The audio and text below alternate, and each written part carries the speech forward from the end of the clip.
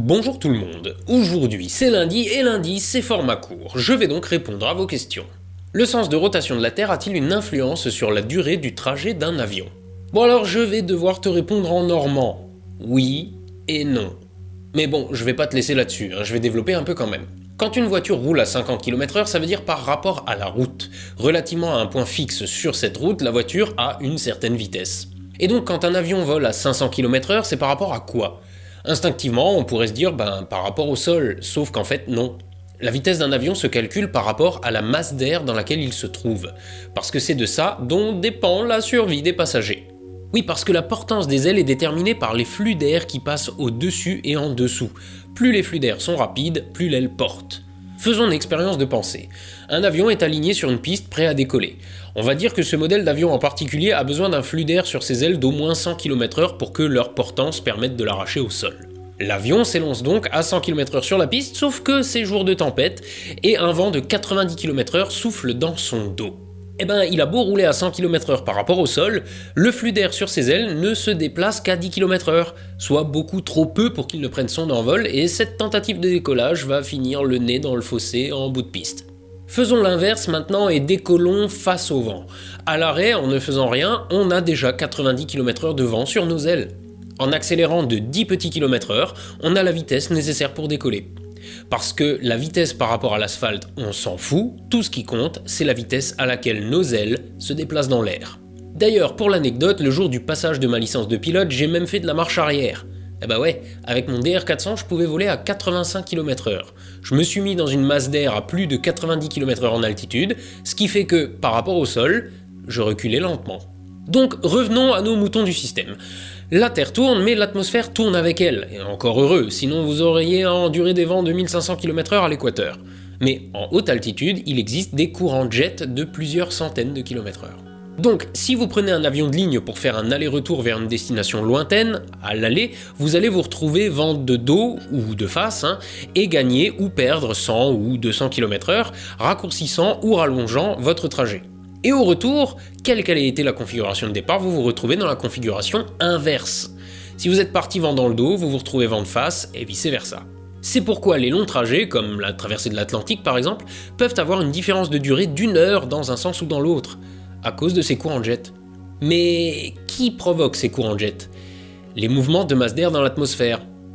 Et qui est le plus gros pourvoyeur de mouvements de masse d'air dans l'atmosphère? Le cycle jour-nuit ainsi que le cycle des saisons. Donc, la rotation de la Terre. Donc la réponse à ta question est à la fois oui et non. T'es-tu déjà intéressé à la topologie cosmique? Alors la topologie cosmique, c'est se demander quelle forme a notre univers, et c'est compliqué. Parce que nos théories disent qu'il devrait être courbe, mais nos observations disent qu'il est plat.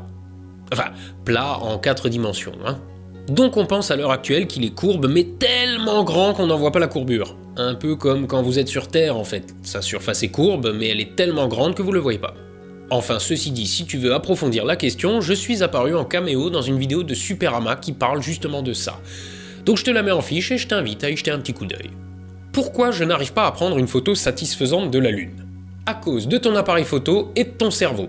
Le premier est trop nul et le second est trop... intelligent. Tu t'es dit que j'allais dire con, Rémi? Non. Le problème avec les photos, c'est que ça ne correspond pas du tout à la vision humaine. Vous avez peut-être l'impression que votre vision se résume à une suite d'images qui s'enchaînent très vite et qu'une photo ne serait qu'un moment arrêté de cette vision continue. Sauf que c'est une illusion. Vous ne voyez pas une image en continu, vous voyez tout un tas de petits détails là où vos yeux balayent votre environnement, et votre cerveau assemble tout ça en un ensemble cohérent. Tenez, pour vous en rendre compte, quand vous lisez un texte, vos yeux balayent les mots les uns après les autres très rapidement. Mais si vous essayez de lire une phrase en fixant volontairement votre regard sur un mot au milieu de celle-ci, vous en êtes incapable. Ce boulot d'assemblage, votre cerveau le fait constamment.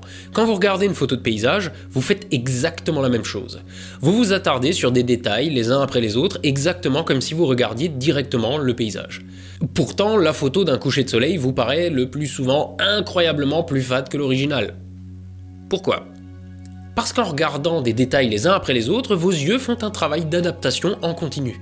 Si vous regardez un détail clair et un truc sombre juste à côté, vos yeux vont s'adapter en direct, en une fraction de seconde, et votre cerveau va accoler les trucs clairs et sombres l'un à côté de l'autre dans un ensemble cohérent. Mais c'est une illusion. L'appareil photo, lui, il fait pas ça. Sur son capteur, il va capter toute l'image en une seule fois. Il est capable de photographier des trucs très clairs et des trucs très sombres, mais faire les deux en même temps, c'est compliqué. Exactement comme pour vos yeux en fait, mais lui, il n'a pas le choix. Il doit tout capter au même moment. Donc quand vous regardez la photo, ce que vous voyez, c'est le paysage que vous auriez devant vous si vos yeux n'arrivaient pas à faire ce travail d'adaptation en continu. Or, la Lune est un objet très brillant. Regardez-la et vous ne voyez plus rien autour.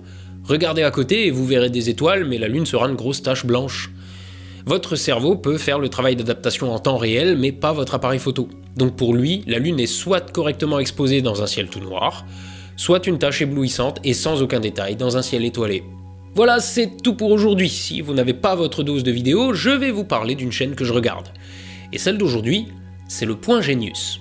Alors, je suis très la tristesse parce que PH n'a clairement pas le nombre d'abonnés qu'il mérite. Je comprends pas qu'il n'ait pas encore passé la barre des 100 000. Il traite de sujets extrêmement variés, du nucléaire au gadget de James Bond en passant par la vie de Molière, le tout avec sérieux et avec un ton que vous aimerez si vous aimez le mien. En gros, c'est de la bienveillance au fusil à pompe.